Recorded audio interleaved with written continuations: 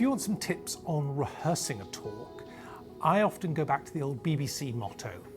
Make sure that you inform, you educate, and you entertain. You need all three elements of that in a talk to make it interesting. The best way to rehearse a talk is to not try and do everything at once.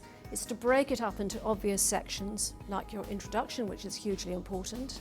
Practice that, speak it out loud. When you're in the bath, start talking, play with your voice like a violin. Shout, restrain your voice. I mean, obviously, if you're being recorded, then you don't want to be projecting your voice if you sound like you've had elocution lessons, and that will sound false.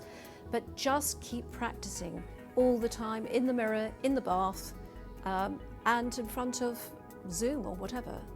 If you're giving a talk and the stakes are high, you want to rehearse and make sure you get it right. So assemble a small example audience, somebody who can really feed back to you, ideally 2 or 3 different people, so that they can tell you what they make, what are they remembering, what's sticking with them, and what's a little bit forgettable and perhaps could be cut. So yeah, a great way to rehearse a talk is to assemble a trial audience, do it out loud.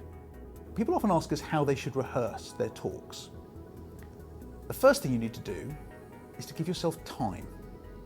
Even when you've already got your script ready, you still need time to practice.